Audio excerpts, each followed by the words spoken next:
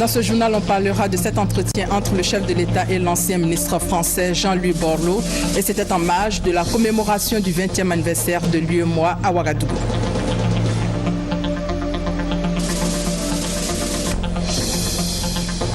Ce mercredi 22 octobre, journée mondiale du bégaiement, environ 60 millions de personnes souffrent de ce trouble du langage.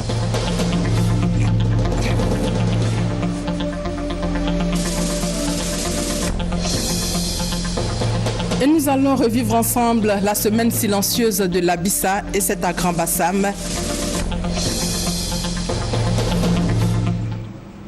Bienvenue à tous.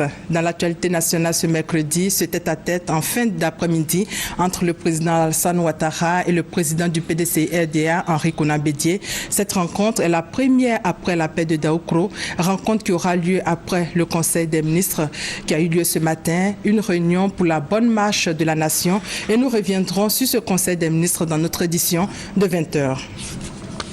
Retour sur le séjour du chef de l'État à Ouagadougou. Le chef de l'État a eu un entretien avec le ministre Jean-Louis Borloo, ancien ministre français, qui vient de créer une fondation apolitique et c'était en marge de la commémoration du 20e anniversaire de l'UEMOA. On fait le point avec Awa Touré. L'ancien ministre français de l'écologie et ancien patron du parti centriste UDI, Jean-Louis Borloo, était à Ouagadougou dans le cadre de la célébration du 20e anniversaire de l'UEMOA. L'occasion pour lui de faire la promotion de sa fondation pour l'accès à l'énergie en Afrique.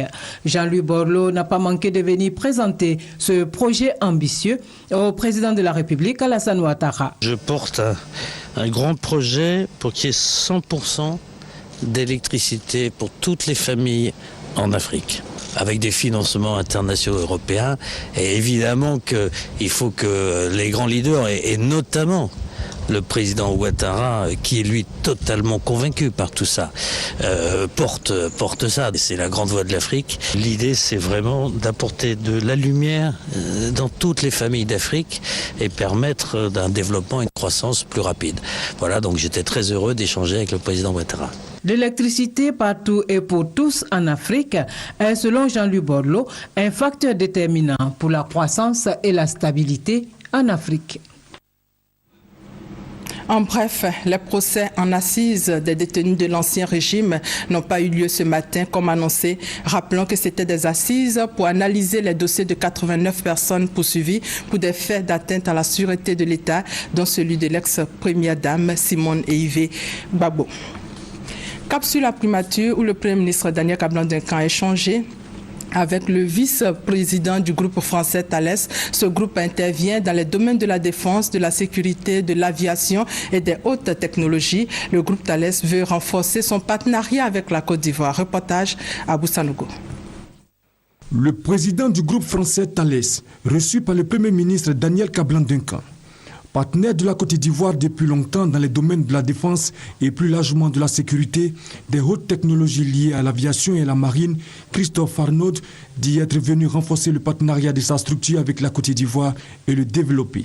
C'est en fait pour nous un travail de confiance, un travail de durée, au service bien sûr du développement de la Côte d'Ivoire que nous avons mené. Nous avons évoqué parmi d'autres sujets bien sûr le travail qui est mené ici en Côte d'Ivoire et auquel nous souhaitons contribuer pour l'action de l'État en mer. Et nous serons très heureux de renforcer encore notre coopération avec nos amis ivoiriens. Le groupe Thales, présent dans le monde, est un leader reconnu dans les domaines de la technologie, qu'elle soit liée à la défense, à l'aviation et au transport. C'est un grand spécialiste mondial dans tout ce qui est signalisation pour les chemins de fer. Et le Premier ministre qui a ouvert hier la rencontre des banquiers africains, ils réfléchissent à leur contribution pour l'émergence de l'Afrique. Et c'est au 14e colloque de la Confédération internationale des associations des diplômés de l'Institut technologique de la Banque de Paris. On fait le point avec Adama Koné. Les banques se disent déterminées à prendre une part significative dans le développement des pays africains. Face au défi de l'émergence, les établissements de crédit sont appelés à adopter une démarche inclusive. Le Premier ministre Daniel Kablan-Duncan en montre la voie. Notre économie doit disposer d'un secteur financier viable dans toutes ses composantes et être capable de couvrir en synergie l'essentiel des besoins de financement des acteurs économiques. C'est en effet avec prioritairement notre épargne intérieure que nous devons soutenir nos ambitions d'entrée dans le cercle vertueux des économies émergentes. Pendant 3 jours, les banquiers se concentrent sur leur contribution dans la marche des pays africains vers le développement. Les banques sont le trait d'union entre ceux qui ont besoin de faire les agents qui ont des excédents de ressources et ceux qui en ont besoin pour financer donc leurs activités, pour financer donc le développement du pays, y compris bien sûr donc l'État. Et comme le Premier ministre vient de le dire tout à l'heure, vous avez vu en fait entre fin décembre et fin juin 2014, fin décembre 2013, fin juin 2014, le taux de croissance de crédit a progressé de plus de 30%. Donc ce qui montre que les banques sont de plus en plus des acteurs majeurs dans le développement, dans le financement de l'économie ivoirienne. Pour certains déjà, des modèles de financement sont à expérimenter ou à renforcer pour donner un coup d'accélérateur aux économies africaines. Pour une économie assise, fortement assise, l'impact, la contribution des PME et des PMI est très très significative.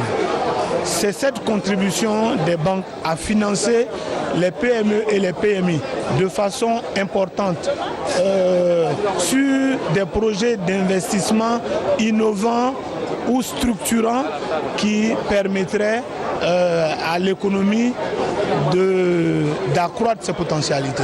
Le 14e colloque des diplômés de l'Institut technique de Banque de Paris doit aboutir aux actes du colloque d'Abidjan, devant servir de boussole aux participants. La journée des Nations Unies est célébrée tous les 24 octobre. C'est une occasion pour les agences, fonds et programmes ainsi que les missions de maintien de la paix de réaffirmer leurs engagements aux idéaux de l'organisation. En prélude à cet événement, le groupe de communication des Nations Unies a organisé un petit déjeuner de presse portant sur le thème « Unis dans l'action pour une croissance durable et inclusive en Côte d'Ivoire ». Guy Roger et Adama Kone. Pérenniser la croissance de la richesse nationale et faire en sorte qu'elle soit mieux répartie. C'est le double objectif du système des Nations Unies dans son plan d'action 2013-2015. À travers ses agences, fonds et programmes, l'organisation apporte un appui constant au gouvernement. Ce pays donc a des défis assez importants à relever au lendemain donc de la crise post-électorale. Une série de réformes donc structurelles ont été engagées par le gouvernement et nous avons donc essayé d'accompagner le gouvernement dans leur mise en œuvre. La gouvernance, l'économie, les services sociaux de base sont entre autres les domaines prioritaires dans l'action du système des Nations Unies. Selon Babacar Cissé, coordonnateur de ces actions, l'impact est positif, mais insuffisant pour améliorer les conditions de vie des populations vulnérables. C'est pourquoi le système des Nations Unies décide d'allouer environ 10 milliards de francs CFA à l'ADDR pour améliorer ses résultats. Quand on regarde les avancées et notamment les actions qui sont mises en œuvre par l'ADDR, on est en droit de penser que nous sommes sur la bonne voie. À la faveur de la journée des Nations Unies prévue le 24 octobre, toutes les contributions de l'organisation en Côte d'Ivoire seront présentées durant une semaine. Claude Bartolone, le président du Parlement français, arrive demain jeudi à Abidjan. Le président de l'Assemblée nationale de France vient sur les bords de la lagune Brié pour 3 jours afin de donner une nouvelle impulsion à la coopération interparlementaire entre les institutions des deux pays. L'annonce a été faite par le chef de cabinet du président de l'Assemblée nationale de Côte d'Ivoire. On fait le point avec Michel Digré. Ce 23 octobre, le président du Parlement français, Claude Bartolone, foulera le sol ivoirien à l'occasion d'une visite de travail avec son homologue ivoirien Guillaume Soro. Une rencontre qui devrait aboutir à la signature d'un accord cadre de coopération entre les deux parlements. Ce protocole permettra d'intensifier un peu plus la coopération interparlementaire entre les deux institutions 2 années après la rencontre entre les deux hommes à Paris. Au cours de cette première rencontre, déjà en France, ils avaient jeté les bases du renforcement de la coopération entre les deux institutions. Et l'on se souvient que dès l'installation de la présente législature, l'Assemblée nationale a envoyé une mission pour procéder à l'évaluation diagnostique de l'Assemblée nationale de Côte d'Ivoire, en ruine suite à la crise post-électorale. Elle a fait don de quelques équipements, notamment au plan informatique, et d'ouvrages de droit qui ont permis de relancer le travail de l'administration parlementaire. La visite de Claude Bartolone en Côte d'Ivoire entre dans le cadre de la diplomatie parlementaire initiée par Guillaume Soro depuis son accession à la tête du Parlement ivoirien. Elle intervient après celle du président de l'Assemblée nationale du Cambodge et du Sénégal en mars et juin dernier. Et toujours dans le cadre de la diplomatie, le ministre d'État, ministre des Affaires étrangères, Charles Kofi Dibi, a rencontré les membres du corps diplomatique accrédité en Côte d'Ivoire. Cette rencontre trimestrielle a pour objectif de mutualiser les efforts en vue de faciliter la mission des diplomates dans notre pays. Sidonie Davila et Roger Appé. Cette réunion n'est pas une rencontre de plus. Elle a permis aux deux parties, l'ensemble du corps diplomatique accrédité en Côte d'Ivoire et l'État représenté par le ministère des Affaires étrangères, d'exprimer leurs différentes préoccupations. La facilitation de l'acquisition du e-visa à l'aéroport et du permis de conduire sont les principales préoccupations exprimées par les diplomates. Parmi les doléances que le corps diplomatique a soulevées, il y a entre autres l'émission des permis de conduire. Et le ministre d'État nous a fait part des dispositions qui ont été prises par le ministère des Transports ainsi que par le ministère des Affaires étrangères pour faciliter l'émission de ces documents et faire en sorte que les diplomates qui œuvrent en Côte d'Ivoire puissent œuvrer dans les meilleures conditions possibles. La plupart de leurs préoccupations ont été prises en compte par le ministre d'État, ministre des Affaires étrangères, Charles Kofi Dibi. En outre, il a vivement attiré l'attention du corps diplomatique sur les manquements observés chez certains. Ces manquements ont trait au paiement des loyers et au traitement du personnel, pour ne citer que cela. Sur ce fait, les diplomates ont dit avoir pris bonne note. Ils ont aussi pris l'engagement pour que des solutions idoines soient trouvées, et ce le plus rapidement possible. Autre sujet, le président de l'UVICOSI, l'Union des villes et communes de Côte d'Ivoire, était en Afrique du Sud la semaine dernière. Gilbert Kone-Kafana y était pour prendre part à la réunion du comité exécutif de cités et gouvernements locaux unis d'Afrique. Il s'agissait au cours de cette rencontre de réfléchir sur la vie de cette organisation et également de procéder au lancement du sommet Africité 2015 qui se tiendra à Johannesburg en Afrique du Sud. Commentaire Emmanuel Niamien. Réunion du comité exécutif des cités et gouvernements locaux unis d'Afrique. Réunion du Conseil panafricain et lancement du sommet Africité 2015. 3 rencontres de haut niveau auxquelles le président de l'Union des villes et communes de Côte d'Ivoire a participé à Johannesburg en Afrique du Sud. Gilbert Kone-Kafana et la délégation ivoirienne qui l'accompagnait ont pu se familiariser avec les organes et programmes de cette organisation africaine. Les retombées pour nous, c'est que nous repartons avec un certain nombre d'opinions, d'échanges qui nous permettent que nous porterons à la connaissance de nos collègues, mais surtout confortés dans l'idée que nous devons nous prendre en charge. Certes, la question des moyens est souvent une question lancinante, mais nous devons, en tant qu'élus locaux, ne pas passer notre temps à pleurer sur la question des moyens. Cités et gouvernements locaux unis d'Afrique est une organisation internationale panafricaine regroupant à quelques exceptions près toutes les villes, les collectivités territoriales ainsi que les associations nationales des collectivités locales africaines. Distincte des États qui la composent, l'organisation a pour finalité de promouvoir la décentralisation et le renforcement du rôle des collectivités locales dans l'amélioration des conditions et du cadre de vie des populations africaines. Le sommet Africité 2015, au cours duquel vont réfléchir les différents États pour accélérer le développement de l'Afrique, se tiendra en 2015 à Johannesburg. Ici en Côte d'Ivoire, la caravane de l'emploi sillonne le sud Komoué depuis quelques jours. Elle va s'arrêter le 23 octobre prochain. L'initiative est de l'AGEP, l'agence d'études et de promotion de l'emploi soutenue par le Conseil régional du Sud Komoué. En clair, il s'agit d'informer les jeunes des communes de cette région des actions de l'État en matière de formation et d'emploi. Eve Boué et Franck Quadio pour plus de détails. À Boisseau, place Etché Elengan, du beau monde.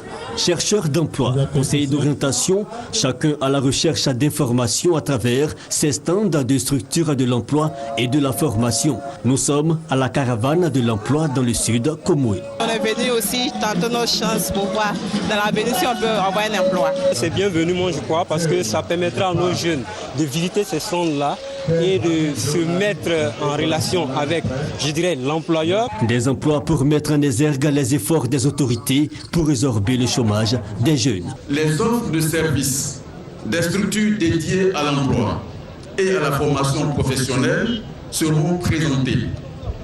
Les formations aux techniques de recherche d'emploi, les processus de mise en emploi seront enclenchés en lien avec les partenaires. Visite de stand et un message à retenir.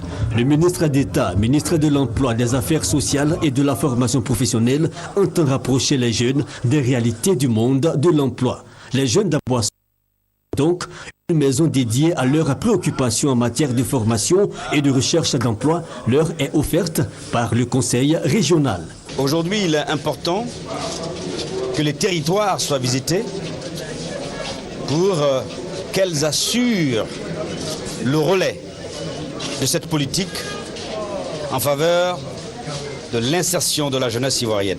Il nous appartient donc de traduire sur le terrain, au niveau des collectivités, conseils régionaux et communes, cette vision noble du chef de l'État qui veut que chacun gagne son pain à la sueur du front. 4 jours dans les villes du Sud Comoé, une bonne nouvelle pour la coalition des jeunes en quête d'emploi du Sud Comoé. Ils seront sûrement dans quelques mois la coalition des jeunes entrepreneurs du Sud Comoé. Dans la région du Bélier, l'autorité nationale de régulation du secteur de l'électricité, ANARE, a échangé avec le corps préfectoral et les élus locaux. Il s'agit de sensibiliser les autorités sur les missions de l'ANARE et annoncer l'ouverture prochaine de l'antenne régionale du point d'accueil des consommateurs de l'électricité. Reportage Soro Corona, commentaire Chris Larsen. L'autorité de régulation du secteur de l'électricité, ANARE, structure chargée de veiller au bon fonctionnement du système électrique et de faire respecter les textes un peu connus des populations ivoiriennes. Une délégation de l'ANARE, conduite par son directeur général, a séjourné 3 jours durant à Yamoussoukro pour des séances d'information, d'éducation et de communication. Les thèmes mission de protection des consommateurs d'électricité exercés par l'ANARE et lire et comprendre la facture d'électricité en basse tension ont permis aux participants de cerner la mission de l'ANARE. Les droits et obligations des consommateurs ont été évoqués, notamment le droit d'obtenir un abonnement auprès de la CIE. L'usager n'est pas tenu de payer les arriérés de factures laissés par le dernier occupant de la maison. Le consommateur de l'électricité a l'obligation de payer ses factures tout en respectant la date limite indiquée sur la facture. Ce point d'accueil sera mis à la disposition des consommateurs, puisse être fréquenté largement, puisque largement connu. Comment faire en sorte que toutes les réclamations que les clients peuvent avoir aujourd'hui vis-à-vis de l'électricité, comment leur montrer qu'il existe une structure qui s'appelle ANARE qui est chargée de les aider à traiter ces réclamations-là. Pour être plus proche des utilisateurs de l'électricité, l'ANARE a décidé d'ouvrir une antenne régionale du point d'accueil des consommateurs d'électricité, Passel à Yamoussoukro. Une visite du site en construction a ouvert les travaux de Yamoussoukro. Facteur de compétitivité dans un environnement concurrentiel, la qualité des biens et services au cœur des échanges entre les organisateurs et les consommateurs aux Journées nationales de la qualité. Thème de cette journée, management pour la qualité, levier de performance. Guy Roger Nguessan et Mamadou Kwasi. La qualité, un label, aujourd'hui facteur de compétitivité dans un environnement de rude concurrence. Satisfaire les clients de plus en plus exigeants oblige les structures tant publiques que privées à s'inscrire dans une démarche qualité. Je crois qu'il y a du travail à faire parce qu'il y a seulement 2% des entreprises qui sont certifiées. Non, je crois qu'il y a du travail à faire à tous les niveaux, pas seulement au public mais dans le privé aussi. Nous sommes en démarche seulement peut-être depuis 6 mois, mais déjà ce que nous pouvons voir, il y a une amélioration, un changement dans le comportement même des agents prestataires de services. La Côte d'Ivoire compte environ une centaine d'entreprises certifiées, pas suffisant pour l'association des qualiticiens diplômés. En initiant ces journées nationales de la qualité depuis 2009, nous nous sommes engagés à faire en sorte que la promotion de la qualité soit un de nos creusets. Notre rôle en tant que manager, en tant que spécialiste, en tant qu'expert, c'est de faire en sorte que la qualité qui est perçue par nos populations, par nos dirigeants, par nos gouvernants, comme étant une nébuleuse, puisse être connue. Le gouvernement ivoirien a pris de nombreuses mesures pour encourager les services publics et les entreprises privées à se conformer aux normes de la qualité. Une loi sur la normalisation et la promotion de la qualité a d'ailleurs été adoptée en 2013 par l'Assemblée nationale. L'essor économique des pays qui reposent sur le pouvoir de leurs entreprises à conquérir les marchés dépend de la capacité de celles-ci à maîtriser et à s'approprier les normes de système de management de la qualité. Les journées nationales de la qualité sont à leur 5e édition. Elles réunissent 1500 visiteurs et entreprises autour du thème « Management par la qualité, levier de performance ».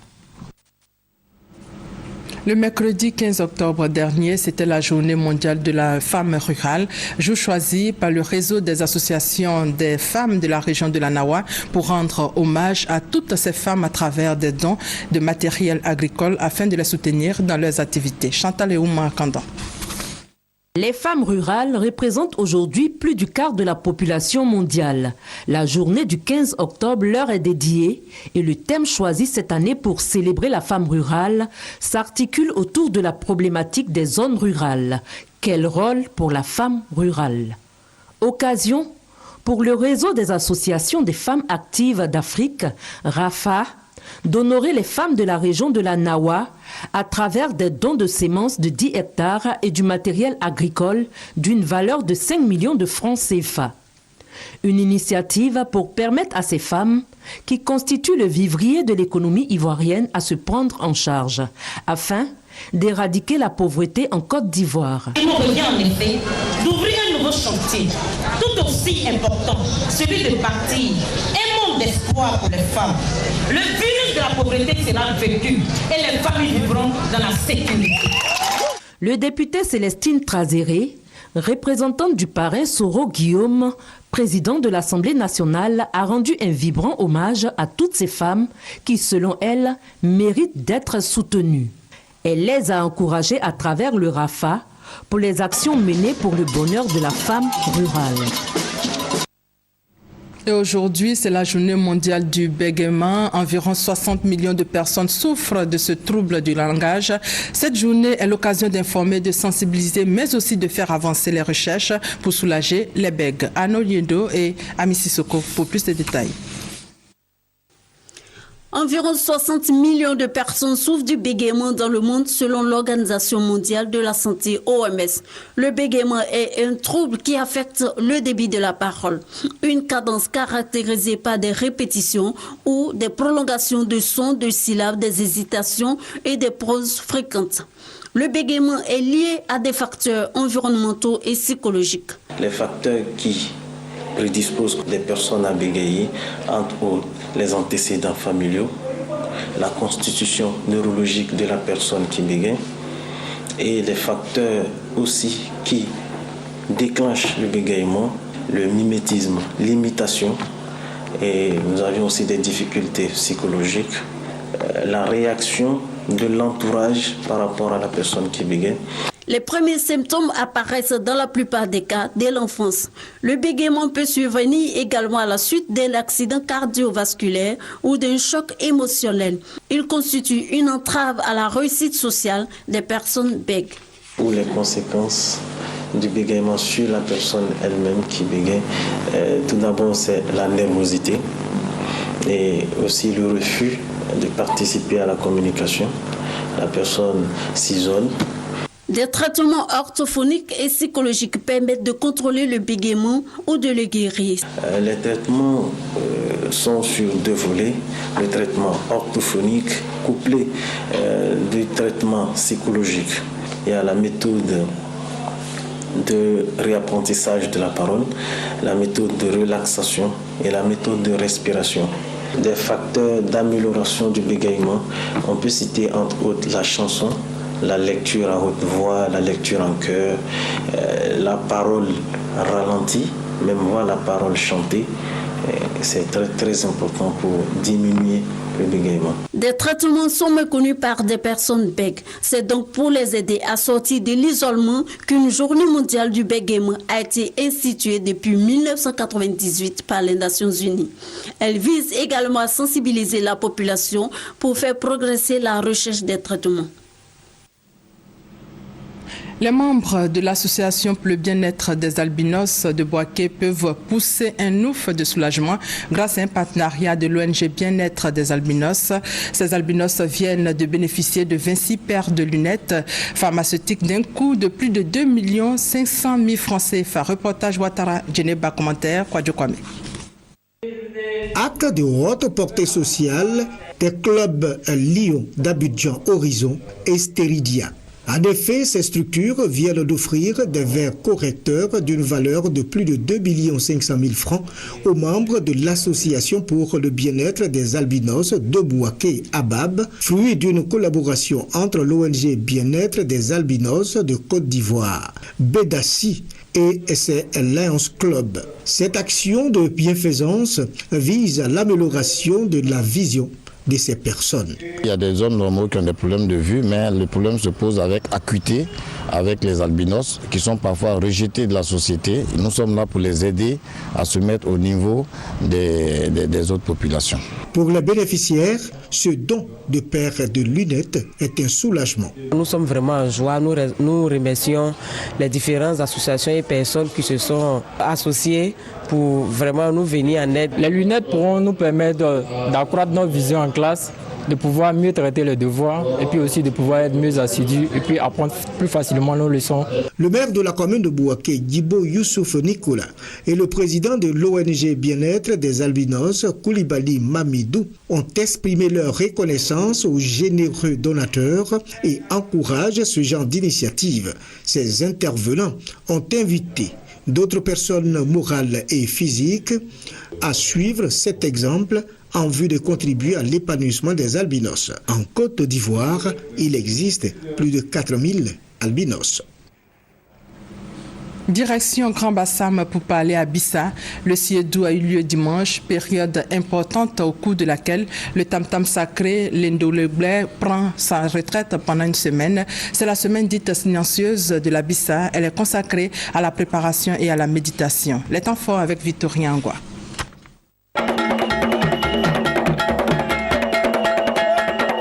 Une semaine pour visiter et revisiter l'année écoulée. Le tam-tam sacré ou les Dongolais a pris sa retraite dans le bois sacré. Cette retraite a été possible parce que les dépositaires de la Bissa, les Mvavilés, l'ont voulu. Face à eux, les émissaires du roi représentant le peuple, Nana Bognan d'Azureti, le premier conseiller du roi Nyuambala. Avec eux, un invité venu du Ghana, échange, accord et invocation des ancêtres par le chef de famille Assimon Bilé et Ebo Amichia.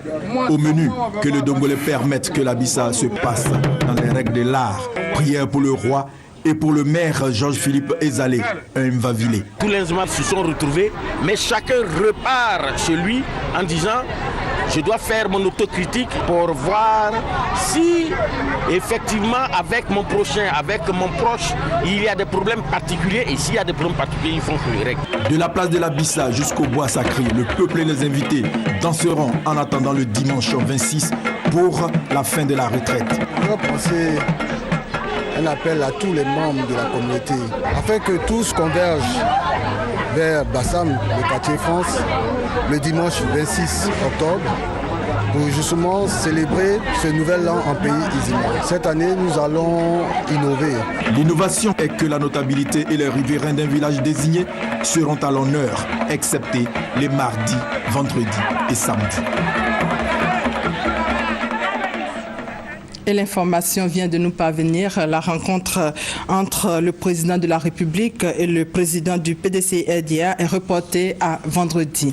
Et puis dans l'actualité sportive, pour terminer, les éléphantes de Côte d'Ivoire affrontent les Lions indomptables du Cameroun aujourd'hui sous le coup de 18h en demi-finale de la CAN féminine en Namibie. Alors Touré Clémentine et ses joueuses sont à 90 minutes de jouer une finale. Et c'est la fin de ces 13 heures supervisées par Adama Koné. Merci de votre fidélité.